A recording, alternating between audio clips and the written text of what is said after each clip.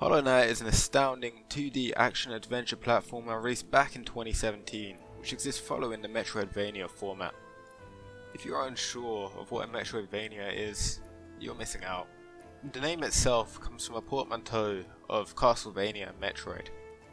Essentially, what this means is that there is a large interconnected world for the player to explore. Some areas are going to be locked away from the player at the very start of the game. As the player gains new abilities, items or tools, slowly but surely the world is going to open up, and eventually there is no place in the game in which the player cannot explore. Now, what does this mean for Hollow Knight? The player is dropped into the kingdom of Hallownest and are left to their own devices as they explore the intricate passageways below the quaint town of Dirtmouth. Without overt storytelling, the player is able to piece together the story of the land as they explore, slowly uncovering the cause of Hallownest's fall. For the settings in Hollow Knight, there aren't exactly a large range of options available, besides those that you could call essential. The options menu is broken down into 5 sections: game, audio, video, controller, and keyboard. In the game menu, the player is given the option to choose the language of the game. There's also the option to toggle achievement pop-ups and show Kickstarter backers in the credits of the game. There's not really much going on here. The audio menu is also fairly simple, containing 3 different sliders. You have sound volume, which affects the various sound effects within the game, music volume, and master volume. All of these are pretty self-explanatory. The video menu provides the most options to the player. The player can change the resolution of the game, whether or not it's full screen, and whether or not VSync is enabled.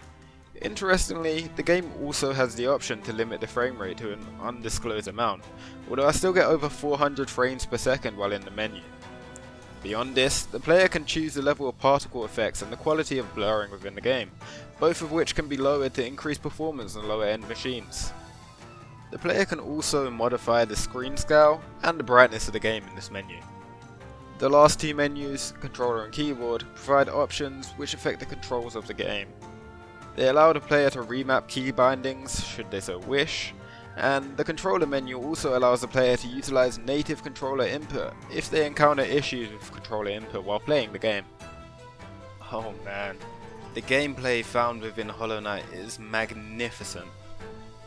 The game starts off with the player only able to attack in the 4 cardinal directions. Using these basic attacks, the player explores Hallownest, slaying foes which impede them, as they unlock more abilities and tools to make their exploration easier. Some of these abilities come in the form of improving the player's mobility, while others, such as the prestigious Now arts, exist to improve the player's combat potential. Some of these combat abilities though, aptly named spells, consume the player's main resource, Soul, to unleash devastating attacks against their foes in a variety of ways. An example of this is the Vengeful Spirit. This is a spell unlocked shortly after beating the first boss of the game, the False Knight, which releases an impactful blast forwards, dealing a large amount of damage to anyone foolish enough to stand in the player's path. To aid with exploration, the player has the option to purchase a map for each area of the game, and separately a quill from one of the vendors found within Hallownest. Using these 2 items together, the player can log their exploration and progress throughout the world whenever they rest at one of the many benches to be found. Throughout the player's journey, they're going to come across various items known as charms, which can augment their gameplay. These charms have a wide range of effects, ranging from allowing the player to see their current position on the map, to increasing the range of the player's basic attacks. The player only has a limited amount of charm notches, while each charm takes up a varying amount of these notches to be used during gameplay. This leads to the player picking and choosing which charms they want to use for whatever purposes they desire, be that fighting a boss or exploring the world. Most of the enemies found within the depths of Hallownest are unique, leading to the player to devise and experiment with a range of strategies to deal with the seemingly never-ending threats presented. Not only is there a large range of enemies for the player to deal with, there's a large variation in the way in which these challenges are presented to the player. This is usually delivered with a change of pace, with some areas containing few enemies, with most of the challenge coming in from the environment and the way the player deals with environmental threats, while in the other areas the player is locked into a room, with the only way of leaving being through death or by clearing the room of waves of enemies. The bosses in this game are simply amazing. The wide variety in their attacks and attack patterns lead to the player adapting their strategies and improvising on the spot to overcome some of these monstrous foes. Now, while the game sports a large range of bosses, it is important to note that the player need not defeat all of them to complete the main story of the game, with many of them being optional. Death works in this game in a similar way to the Dark Souls series. If the player dies, and you will die, a shade is left behind near the site of death, and all geos, the game's main currency, are stored within the shade. In addition to this, the player's main soul container is limited to 50% capacity until the player defeats the shade, upon which the player will regain any geos stored within the shade. This shade has abilities comparable to the player, and as such gets stronger as the player grows in power. Should the player be unwilling to venture back to the site of their death, there exists an NPC within the game which the player can pay a specific item to in order to bring their shade to them. However, this is not a one-time fee, and the player must pay each time they wish to use its service. The Kingdom of Hallownest. Once a thriving kingdom in the middle of a wasteland, it has fallen into ruin in the wake of the infection. The game contains 15 large and very distinct areas for the player to explore. There is no confusing the vibrant gemstones of the Crystal Peak with the muted greys of the ancient basin, leading to a great feeling of awe as the player uncovers new areas for the first time. Each area is subdivided into multiple smaller rooms or chambers of varying size, which provides the player with a clearer sense of direction and progress as they work their way through the world. With most of these sub-areas having multiple points of entry and branching paths for the player to travel through, it is unlikely that during your first playthrough you will reach a point where there isn't a region left for you to explore. In fact, the game even encourages backtracking and revisiting previous areas in a multitude of ways, such as locking areas off without the player having a specific item or ability, meaning the player is forced to make a note of the location with the intention of coming back later on and discovering what is yet to be found. Should a player stumble into an area with more challenging enemies than they can currently take on, the player is given the opportunity to leave and come back later once they have gained strength and experience within the game's combat system. Yes, that means it is possible to reach an area before it is quote-unquote intended. An experienced player can use the game's mechanics to their advantage, such as now bouncing on an enemy to reach new heights before the appropriate ability is acquired, or journeying through the dark entrance to the Crystal Peak without the Lumafly lantern. As well as all of this, the player will stumble across various NPCs throughout their travels, with a range of dialogue presented to the player. Some of these characters, once discovered, make their way back to Dirtmouth, the main hub area of this game. Others seemingly travel throughout the world themselves, crossing the player's path multiple times as they progress through their own story, leading to the world feeling lively and dynamic. The story of Hollow Knight is not delivered in a standard way. As the player explores the world, they will uncover small lore tidbits which they can use to piece together the overarching story of the game. This may lead to the game being played without the player paying proper attention to the story, causing a little bit of confusion as to why the player is even there in the first place. As fair warning, as most of this story is delivered through gameplay, there are potential spoilers ahead. Long ago, an ancient worm burrowed through the mountains and the wasteland until finally stopping at an area that is now known as the Kingdom's Edge. This worm, after casting off its shell, is known as the Pale King. The Pale King is responsible for bringing a form of enlightenment to the creatures of Hallownest, expanding their minds and ruling over the flourishing kingdom as it was built from the ground up, to the dismay of another ancient being known as the Radiance, a being of pure light.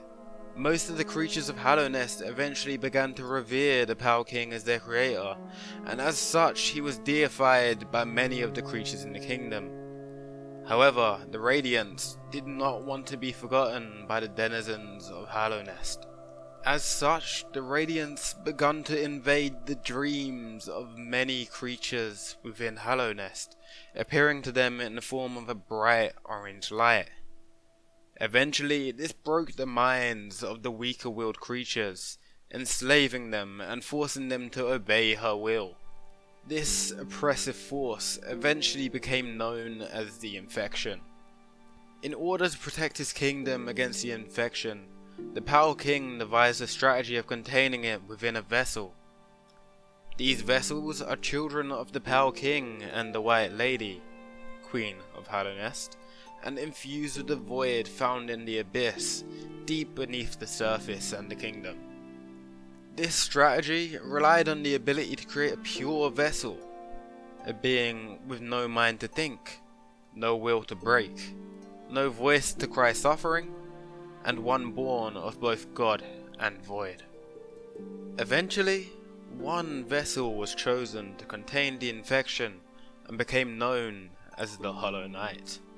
As the Hollow Knight was raised and trained, a bond had formed between the Hollow Knight and the Pale King. Once the Hollow Knight had fully grown, the Radiance was contained within it and his body sealed within the Temple of the Black Egg. However, because of this bond, an impurity was formed within the Hollow Knight.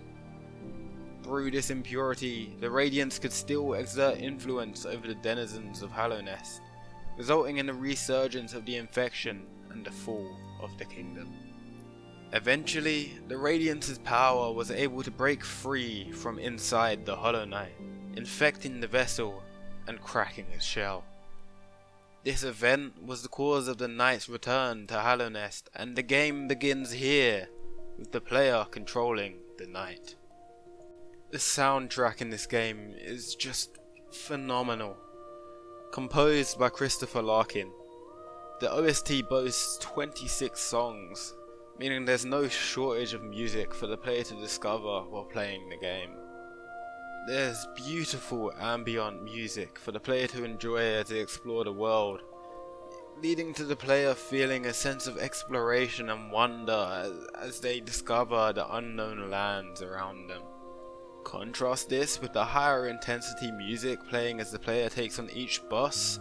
The game feels as though there is music for every situation, with no soundtrack feeling particularly out of place or underwhelming when compared to the rest. As a fan of the Metroidvania formula, this game checked all of the boxes for me. I don't recall a time while playing where I ever felt like I was getting bored and wanted to quit. I was always searching for something new to do, be that attempting to defeat a challenging boss, or attempting to fully explore the map and uncover all of its secrets. The game had difficult moments for sure, but it's not like in Dark Souls where some bosses feel like an immovable object. After each boss fight, I was rewarded with a feeling of satisfaction and like I could defeat any obstacle that came my way, before being quickly humbled by the next large challenge or boss I faced. This game isn't quite perfect though. There are a couple aspects of the game which I don't quite like. For example, the dreamers in this game felt underwhelming to say the least, with the exception of one of them. There was a large build up before you encountered each dreamer, which culminated in the player just hitting them a bunch of times and them not even fighting back.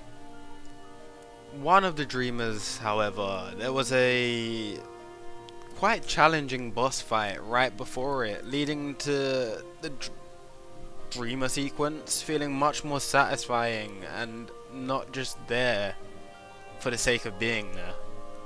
Now, the other issue I'm going to point out is quite a large spoiler, and if you don't want to hear this, then please click away now or skip to the end of the video where I'll give my rating. What's the deal with many Metroidvanias having a final boss but not actually the final boss situation? The game ends with the player entering the Temple of the Black Egg and fighting the Hollow Knight. If the player wins the fight, the radiance is sealed within them and the game is seemingly over. But that's not quite true. There's actually a further final boss in which you fight the radiance itself, and if the player has completed certain content beforehand or afterwards, as the final boss fight is replayable, then they will gain access to this true final boss. I'm personally not a fan of games doing this, as it leads the player to believe they have finished the game while there's still a lot more content for them to discover. And I wouldn't have even known this was the case if it wasn't for me going down the rabbit hole that is the Hollow Knight wiki. To the credit of the game developers, Team Cherry, the player is openly told when they defeat Hollow Knight how much of the game they have completed as a percentage after the credits finish. And on my first playthrough, I actually only had 53% game completion when the game was finished. So I kind of got the hint that there was still so much more for me to do. Before I give my rating, I urge you to try this game. It was worth every penny and I highly recommend it to you. Saying this, I did have a couple issues with the game, so I can't give it a perfect score. However, I will give this game a pretty solid 9 out of 10. There are countless hours of content to be enjoyed in this game, and nearly every moment of the game was enjoyable for me. As always, thanks for watching, and if you like this kind of content, please don't forget to like, comment and subscribe, as it would really help my channel grow and for my reviews to reach more people. Let me know what game I should review next down in the comments below.